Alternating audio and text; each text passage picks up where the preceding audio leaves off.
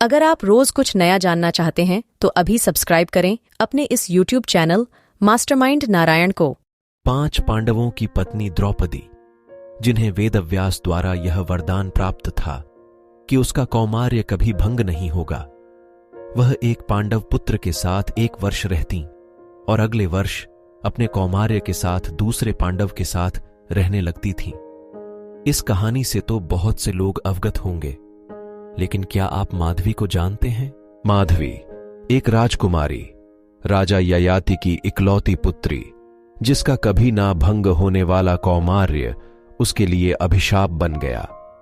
एक ऐसा अभिशाप जिसे साकार रूप देने के लिए कोई और नहीं बल्कि स्वयं उसके पिता ही जिम्मेदार थे।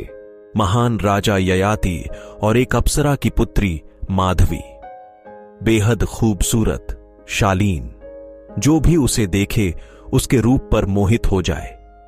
लेकिन उसे दैवीय कोख रखने की सजा मिली, और वो भी ऐसी जिसे सुनकर विश्वास ना हो।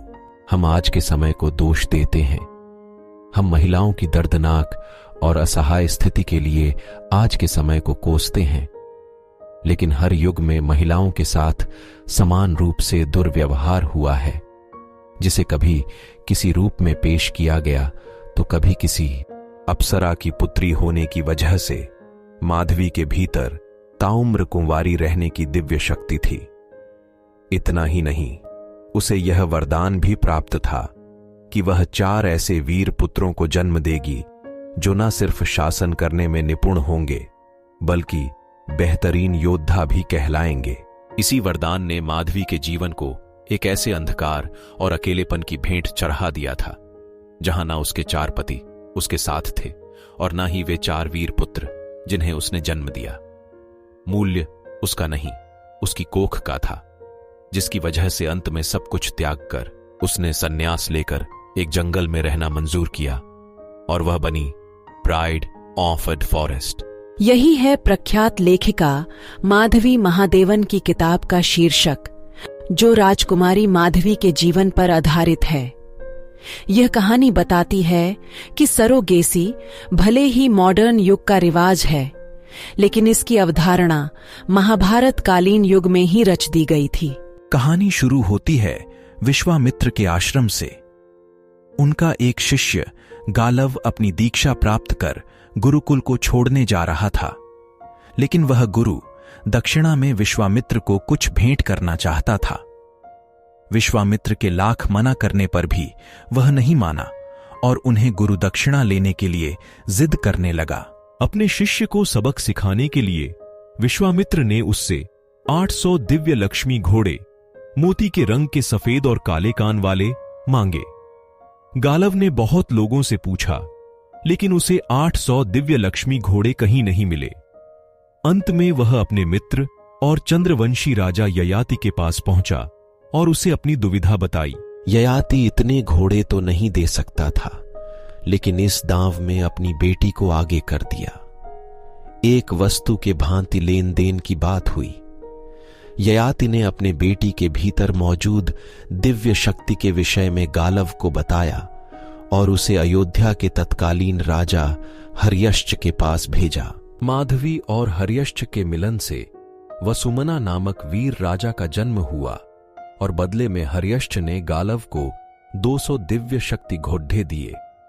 800 की संख्या पूरी करने के लिए गालव माधवी को भोज और काशी के राजा के पास लेकर गया, जिनसे माधवी ने प्रतर्दन और शिबी नामक पुत्रों को जन्म दिया। हर बच्चे के जन्म के बाद माधवी को अपनी संतान उसके पिता के पास छोड़नी पड़ती और गालव उसे दूसरे राजा के पास ले जाता। 800 में से 600 घोड़े तो गालव को प्राप्त हो गए, जिन्हें लेकर वह विश्वामित्र के आश्रम में गया। विश्वामित्र को जब माधवी के विषय में पता चला तो उन्होंने माधवी से पुत्र उत्पत्ति के एवज में उन 200 घोड़ों के साथ समझौता कर लिया। माधवी और विश्वामित्र के मिलन से अष्टक नामक पुत्र की उत्पत्ति हुई, जो आगे चलकर एक महान राजा बना। अष्टक की उत्पत्ति के बाद माधवी को उसके पिता के पास वापस भेज दिया गया। माधवी का कौमार्य अभी भी भंग नहीं हुआ था। ययाति ने उसके विवाह की तैयारी शुरू की। लेकिन अब माधवी न तो संतान को जन्म देना चाहती थी और ही किसी पुरुष के साथ रहना चाहती थी। वह संन्यास लेकर वन की ओर प्रस्थान कर गई। एक पुरानी कहावत है, इतिहास केवल वीरों को याद रखता है। ऐसा कहा जाता है कि हर घटना एक तरह का संयोग है।